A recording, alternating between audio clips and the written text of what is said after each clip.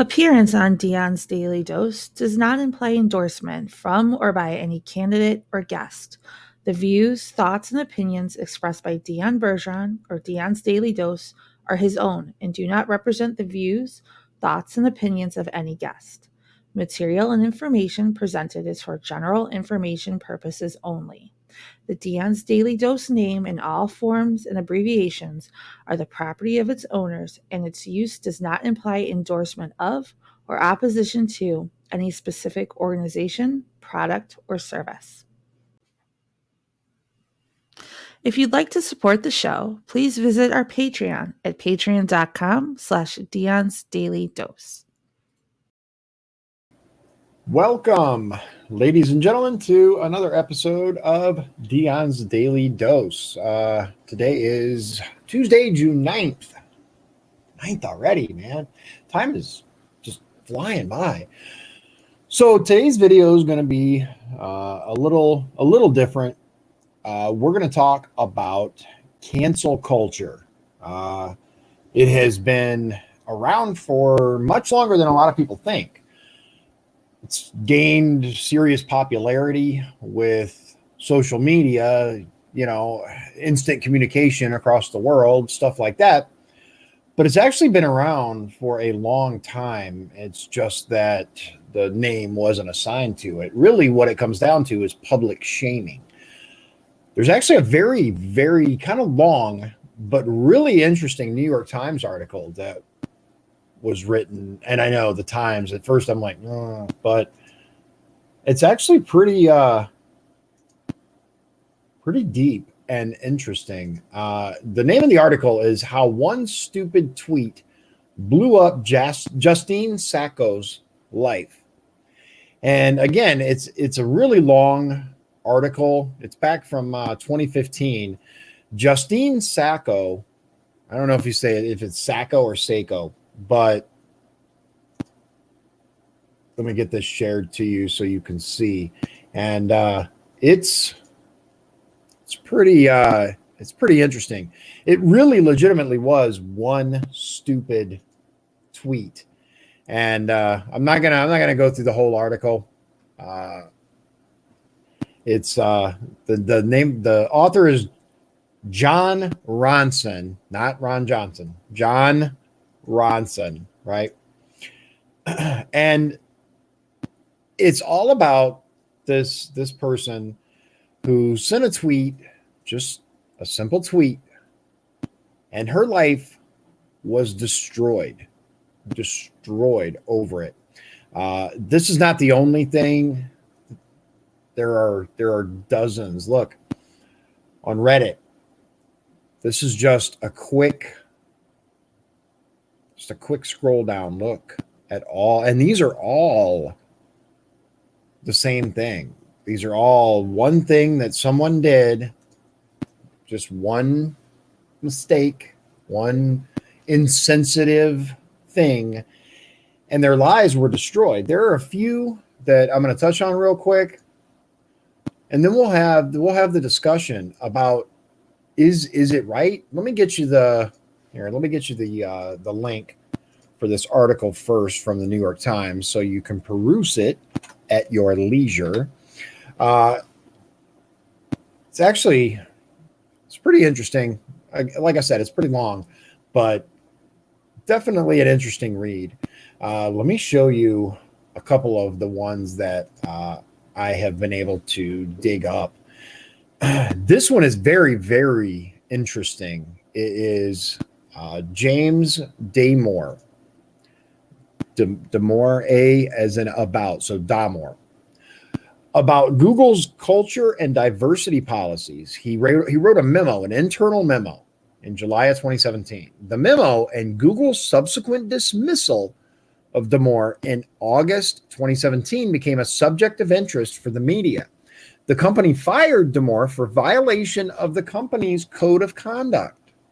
Damore filed a complaint with the National Labor Relations Board, NLRB, but later withdrew this complaint. A lawyer with the NLRB wrote that his firing was proper.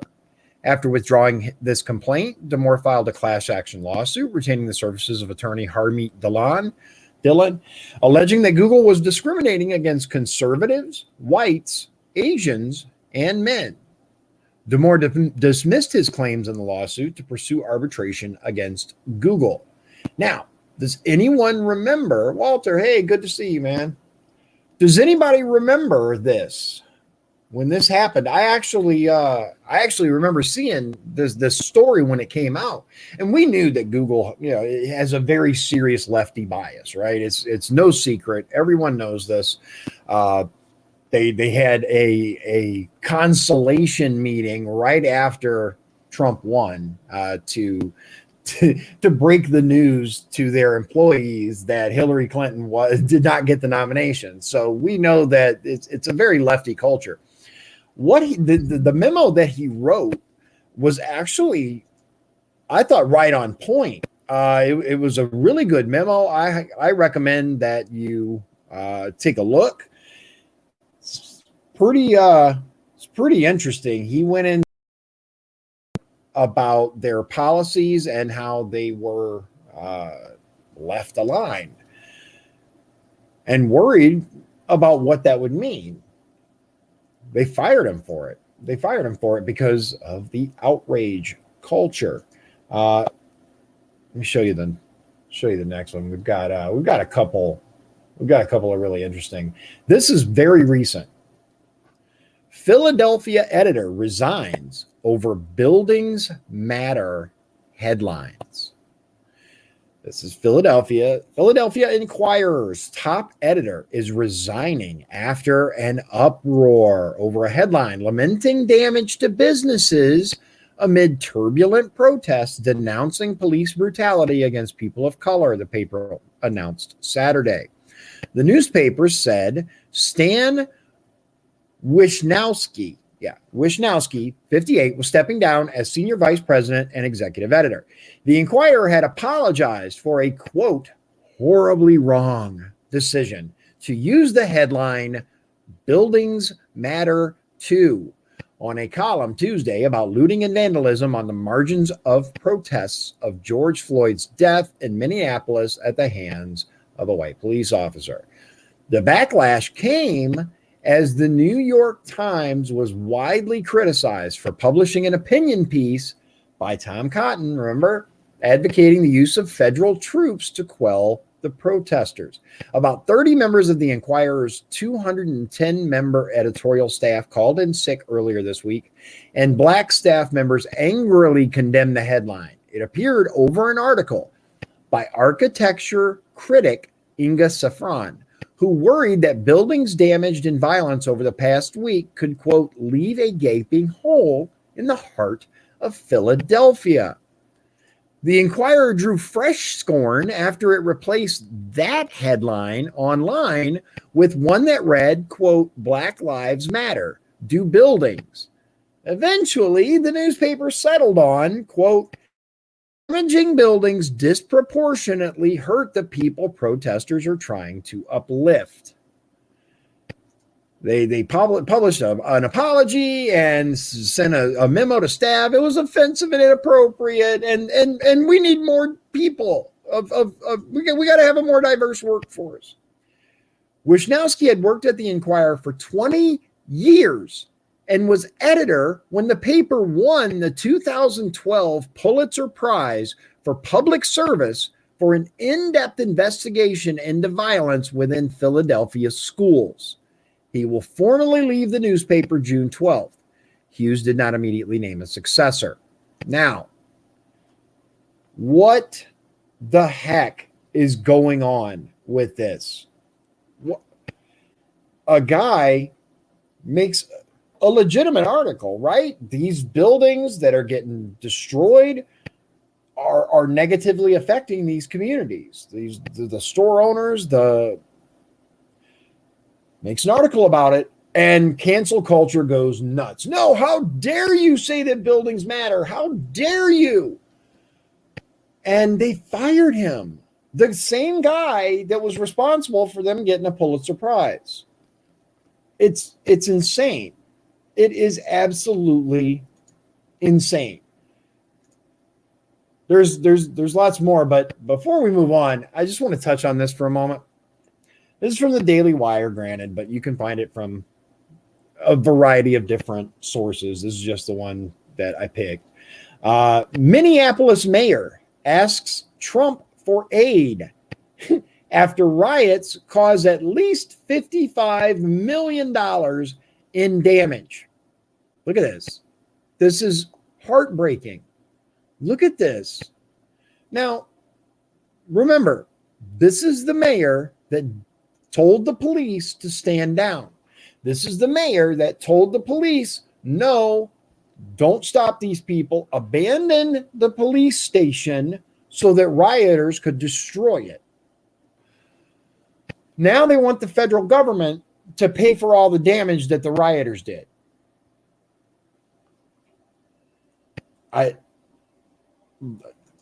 No. It even says in here, if you go down here, city and state officials are attempting to get financial support from Congress or through the Federal Emergency Management Agency. Neither option looks promising, Rep. Betty McCollum said. Yeah. Neither option is likely going to do much, realistically. So there are some people here that have been canceled, and some of them are just like, wow. This one here is kind of my favorite because this is a twofer. The Carson King episode wins first prize. King, a 24-year-old security guard who parlayed a viral ESPN college game day movement into an impressive $1 million charity haul, gave an interview to Des Moines Register reporter Aaron Calvin. Calvin's eventual article included insensitive tweets that King had sent years ago as a 16-year-old, which prompted Anheuser-Busch to disassociate itself from King. The paper initially doubled down on the decision to mention the tweets, but then fired Calvin after social media users discovered that the reporter had also tweeted dumb, insensitive things when he was younger. The former Register reporter nonetheless denies that he was canceled or that he canceled King or that cancel culture is even real. He's like, no, it's not even real. It's not even real. This guy, it's actually one of my favorites because this guy goes out and exposes these old tweets that this guy had sent years and years ago. What did it say? He's 20, how old? 24? Yeah. So as a 16-year-old, almost a decade earlier, almost 10 years ago, he sent some dumb, insensitive tweets. This reporter is like, oh, I'm putting that in there. Anheuser-Busch cancels their deal with him because he became slightly famous. I think it was the guy who was a free beer or Venmo or Cash App or whatever. Send me money for beer. He ended up raising a bunch of money for charity. So this reporter digs into these old tweets, puts them out there. To me, it's amusing because this person was so worried about these tweets. So what happened is people actually found out that the reporter had also sent out ridiculous stuff, and they got him fired. It's here, and the best part is right here. Whiny little reporter. Quote, the specter of cancel culture is a concept most often invoked to protect those in power, often straight white men such as myself, from facing consequences for their actions. But I want no part in it, wrote Calvin in a bizarre and frequently contradictory piece for the Columbia Journalism Review. Quote, I'm not going to start a YouTube channel railing against the perceived dangers of PC culture. I believe I lost my job unfairly. At the same time, I firmly believe that people, especially those in power, should be held accountable for what they say and do. Okay, so you lost your job unfairly, but people should be held accountable. Uh, you guys remember Kyle Kashuv, right? Kashuv. I'm not sure how you say his last name. Kyle K from Parkland, right? He back in the day had said some stuff that in a group chat, and Harvard admissions kicked him out over some tweets, or sorry, in this case, some group chat comments. This is one of my favorite. J.K. Rowling. Uh, you guys remember her? She confirmed the long-held suspicions of the progressive left when she tweeted in a defense of a British think tank employee who had lost her job for criticizing ideas associated with the trans rights movement. Eagle-eyed Twitter users had previously noticed the no longer beloved Harry Potter author favoriting tweets from noted TERFs. Now, this is an interesting term. TERF, TERF. That's trans exclusionary radical feminists. Vox lamented that Harry Potter was now basically ruined forever. Harry, Ron, Hermione, and Hagrid would have to be canceled along with their creator, it seems. And it just goes, it goes nuts from there. There's apparently this massive young adult thing going on. There's tons of crazy controversies. One's called Blood Air, that allegedly she's a racist. Basically, the logic appears to be that because our world has racism, it's unacceptable to imagine a world that does not. Here's the Zhao decided not to publish Blood Air, then announced it would be published after all, pending a thorough review by sensitivity readers. Sensitivity read. What is a sensitivity reader? Is that someone who reads through stuff to make sure that triggered people don't get triggered? Is that a real job? Man, you can't even make this stuff up anymore. This is our world that we live in. Somebody actually, I'm guessing, apparently has a job where they read something looking to be offended. And do they get paid for this? Is that a paid position? I can fake it being offended at anything. I mean, the chat's going slow. It offends me. What? Come on. So, again, it's funny because it's almost always full circle. Hey, Jack, thanks for joining us. It's all ridiculous, but it's almost always full circle. You're gonna like this one. I don't know if you saw a little further down. In true Carson King, Aaron Calvin style, one of Zhao's main critics, a writer named Kosako Jackson himself, became a target of the cancelers after his novel foolishly included a Muslim villain.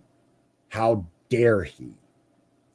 Not all the canceled are people. A mural at George Washington High School in San Francisco, right? The crazy part is 1930s leftist named Viktor Arnatov wasn't celebrating those things. The scenes that were on it, right? Quite the opposite. He didn't like the way the U.S.'s flawed and often brutal founding had been whitewashed, and he wanted to expose America's complicity in those crimes. It's a progressive message, but it offended some progressives who thought high school students might be triggered by the truth. So the school decided to get rid of it. The price tag for canceling the mural? $600,000 thanks to a mandatory environmental impact report. It's insane. It's insane. I don't know if you guys have heard of Tim Hunt. This is over in the UK. He said something about women, and God forbid.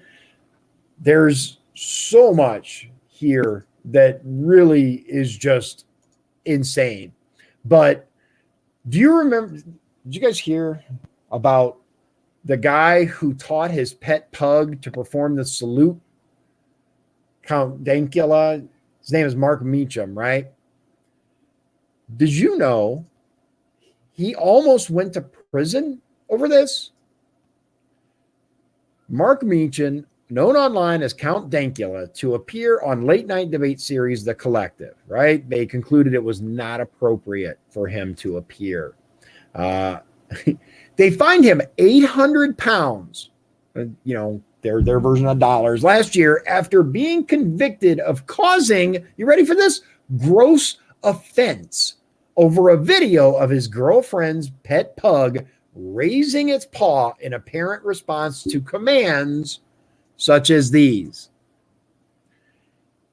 It's a dog, dude. It's a dog. The dog makes a salute. Was it dumb? Yeah. Was it offensive to some people? Yeah. Okay. So what? At what point do people's rights to not be offended trump our right to free speech? Seriously. Because this is one thing that we talked about actually at the FOP forum, was when you start declaring things off limits or hate speech or offensive or this or that, who gets to decide what makes that cut? Who gets to decide what's offensive and what's not? Because that greatly varies across the spectrum, right? You have those people that are like, well, the Green New Deal's offensive, right? I find that offensive.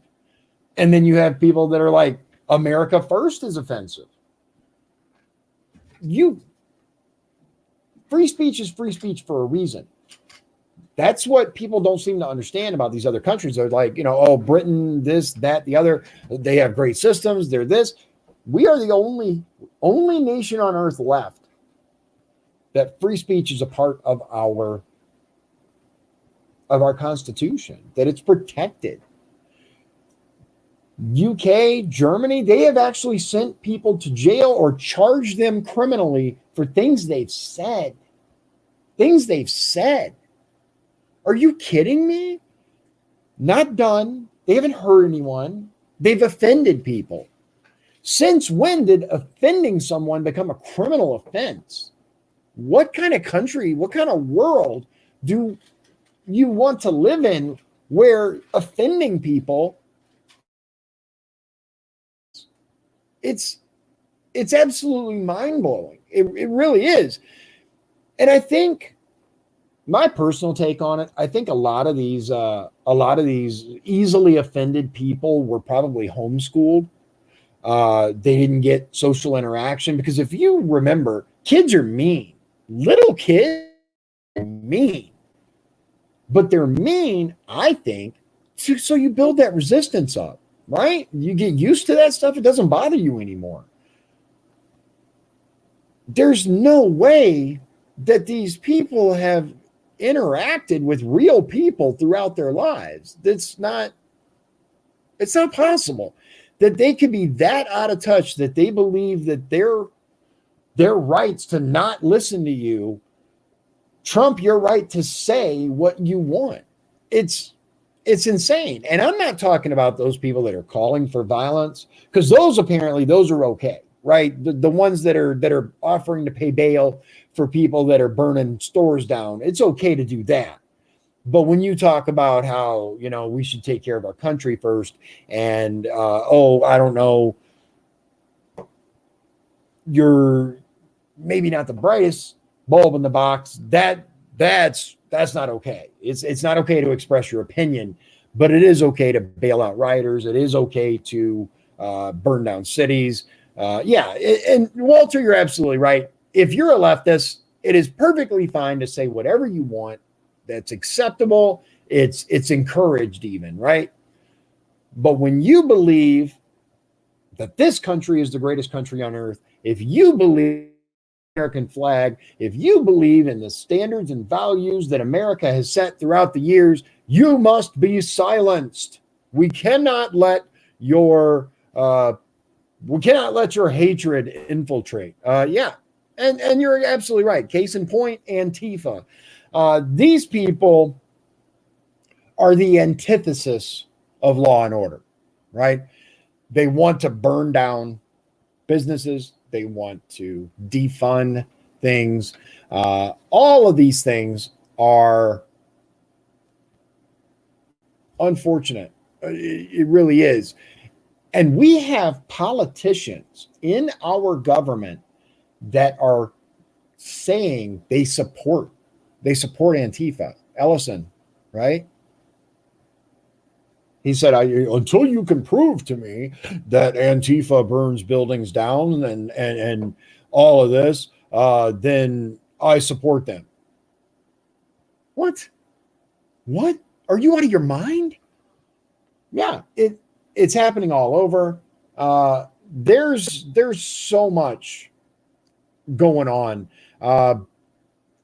I don't know if any of you are gamers, but I'm going to share one in particular with you that is just absolutely uh, heartbreaking. Let me see if I can find it. It's a lot. There's a lot here, but I gotta find it real quick. I'll share with you what I'm looking at. This is actually, if you really want to get into here, I'm gonna share this with you. If you really want to get into the insanity that is cancel culture, here it is. It's a list, right? This is where I found a couple of the articles that I referenced, but let me see if I can find. Yeah, Jordan Peterson's 12 Rules book pulled from New Zealand shelves following the mosque thing. Harvard rescinds admissions. That was Kyle Kashuv. Let's see. Yeah, Tila Tequila says sorry, but Channel 5. Yeah, Count Dankula one. Alice Hillen has been removed from the House following investigation into vile Twitter posts. Brett Weinstein. Let's see. Oh, yeah, this person dressed as a Boston Marathon victim and had their lives absolutely destroyed. Patreon was attacked because, God forbid, they let people earn money. But it's okay to be a social justice warrior and get paid. That's okay. The dark side. Yeah, wait, that's not it. I'm looking for it. I can't remember the name of the person, but it was the gaming community. And there's a bunch of comic book ones too. Stories in the comic book industry. See, Batgirl Joker cover controversy, Blood Air YA book. I told you about that. DC Comics terminate drawing contest of Harley Quinn naked and committing suicide. I'll probably get it pulled because I use the S word. There's so much in here. Is that, hold on, is that, I think I just saw it. I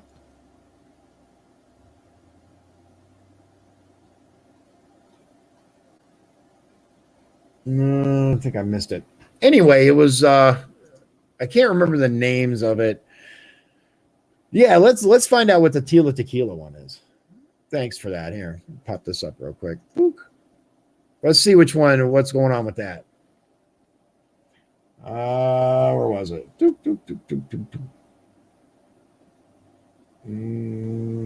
Was it up here? Missed it. Coming down.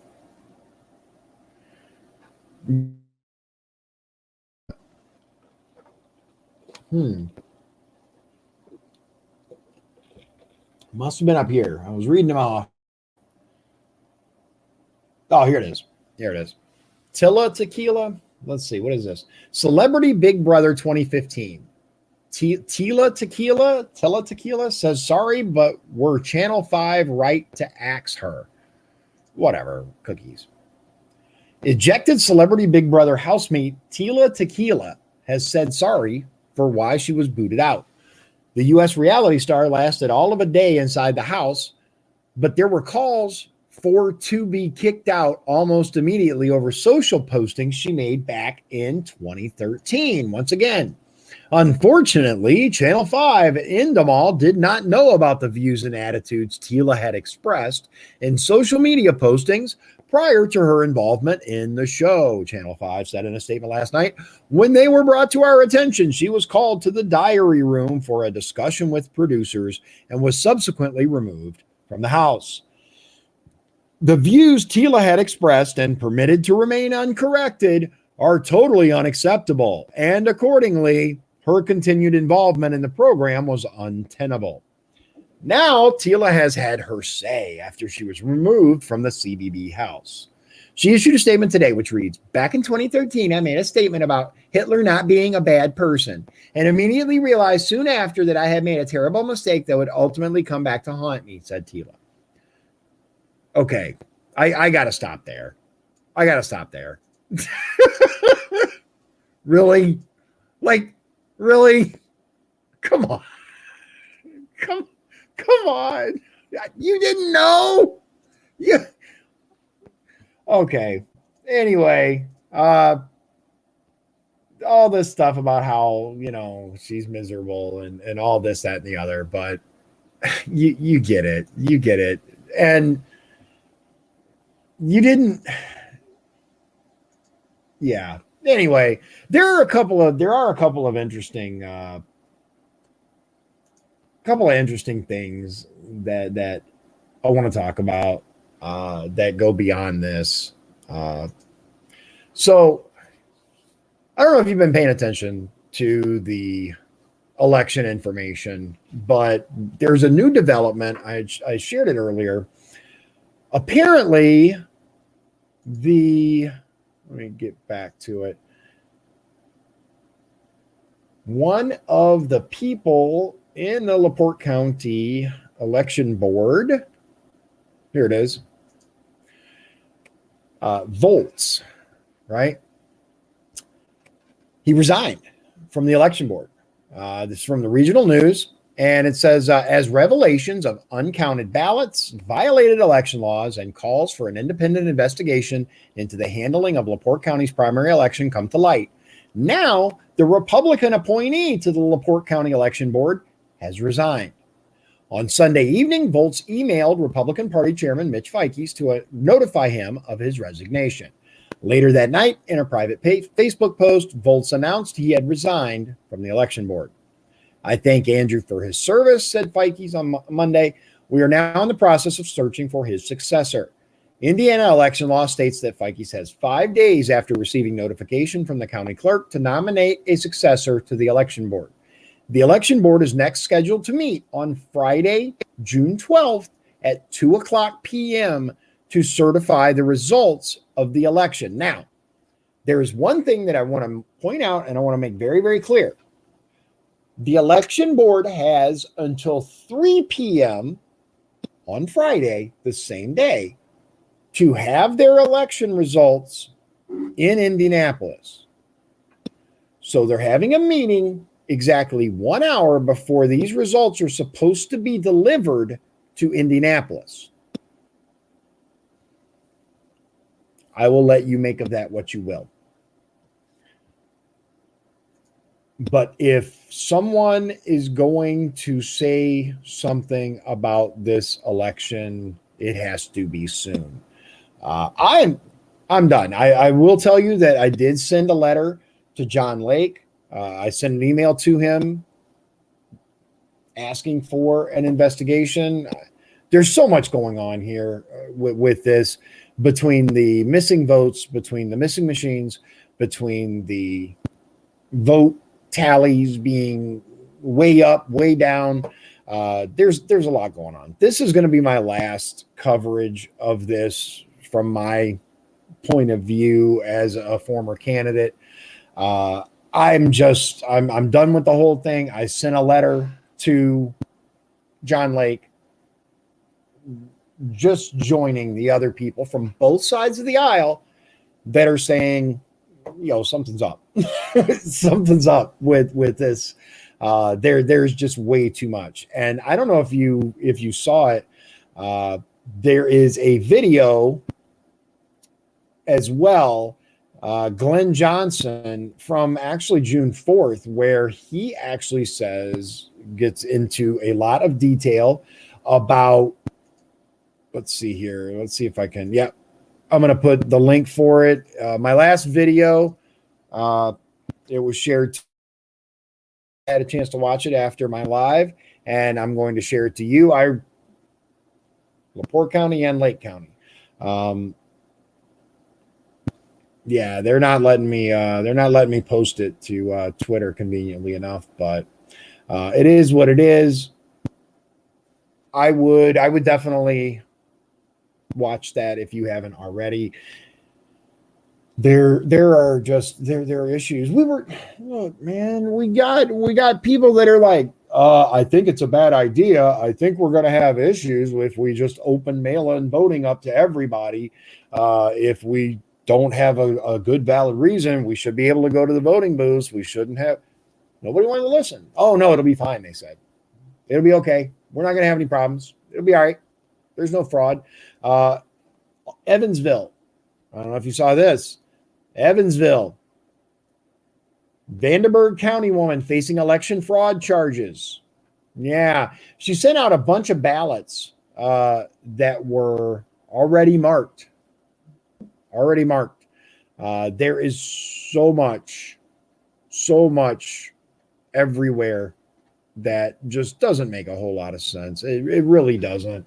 People were warned. We were told, hey, I think this is going to be bad. And guess what? It went bad. I don't see the big shock. Yeah, this is it right here. As you can see from the regional news, Volz resigns. There is one more that I was looking for, but I can't find it right now. There are tons of really disturbing issues with this election, tons of really disturbing examples of people being just bad people to each other. Here's the thing that I wanted to show you, though, from this New York Times article. Again, I recommend you read it. It's actually pretty interesting. But here it gives several examples of people that were attacked, right? That cancel culture came for. Here's the interesting part. So the guy that wrote the article met with Seiko. A few days after, I took a trip up to the Massachusetts Archives in Boston. I wanted to learn about the last era of American history when public shaming was a common form of punishment. A lot of people, if you pay attention in history class, you'll know that. Remember, they used to put them in the stocks and all that, public whippings and executions. So I was seeking out court transcripts from the 18th and early 19th centuries. I had assumed that the demise of public punishments was caused by the migration from villages to cities. Shame became ineffectual, I thought, because a person in the stocks could just lose himself or herself in the anonymous crowd as soon as the chastisement was over. Modernity had diminished shame's power to shame, or so I assumed.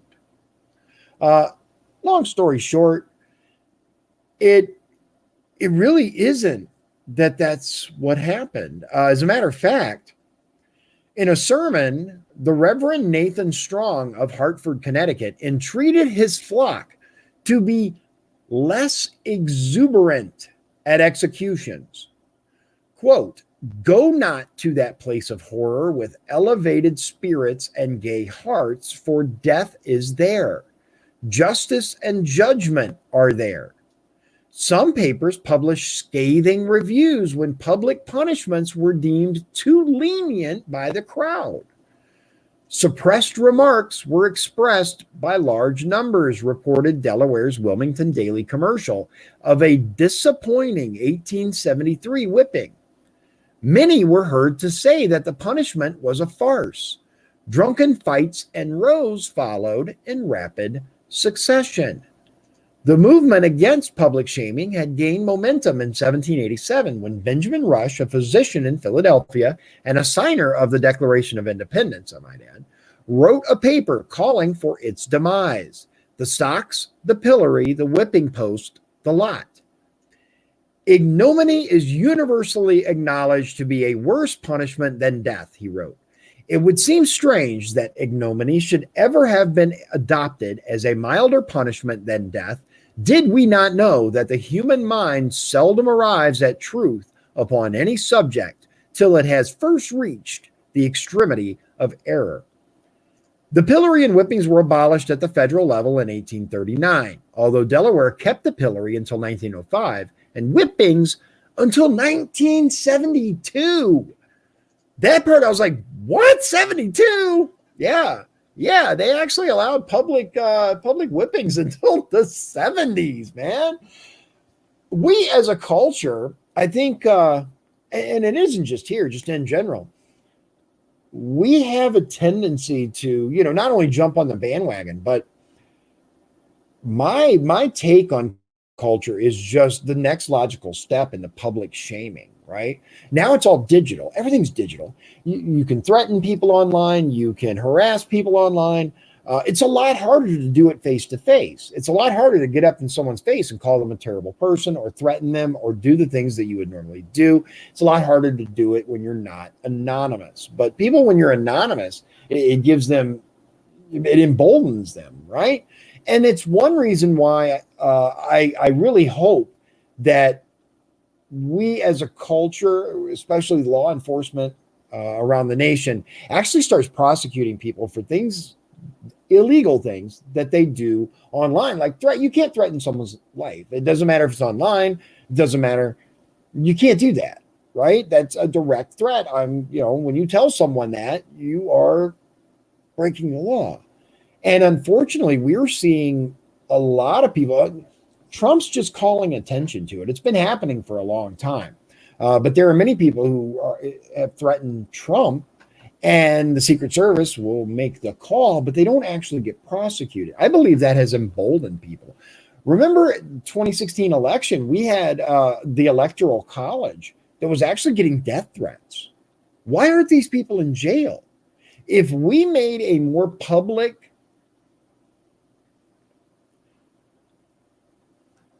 show, I guess, of prosecuting these people, I think a lot less people would feel emboldened to do it. That's just my personal thing. I think a lot of these people they think it's okay. They don't see any issue with it because people aren't going to jail. People aren't getting prosecuted. They're not actually doing anything to these people that are, oh, I'm going to do this. I'm going to do that. Okay. All right. And we've all said things we regret. We've all done things we regret.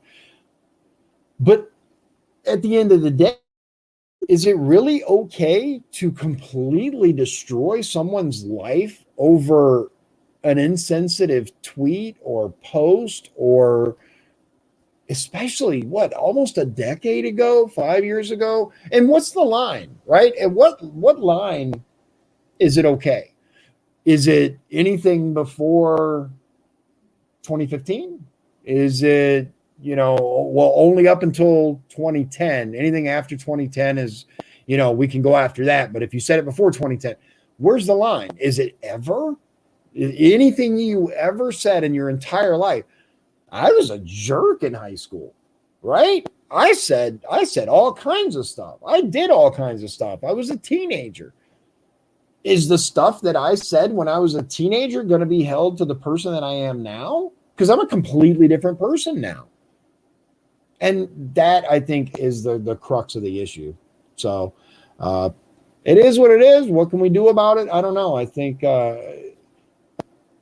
more and more of the people that are screaming into the void, wanting people to, cancel this person, cancel that person, are starting to see it flip back around on them.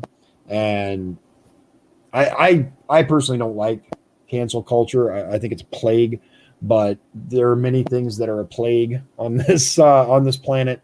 and all we can do is be better people ourselves. You can't change anyone else. You can wish for change, you can pray for people, but you can't make anyone into something else. You can be nice, you can have an intelligent, rational, reasonable discussion with that person, but you can't make anyone change. So there's not a lot we can do. So thank you very much. I appreciate you joining me tonight, and we will see you again tomorrow. God bless you. God bless the USA. If you'd like to support the show, please visit our Patreon at patreon.com/Dion's Daily Dose. This has been Dion's Daily Dose, hosted by Dion Bergeron. Executive producers, Sean Holgram and Michael Beebe. Copyright 2020. Dion's Daily Dose, all rights reserved.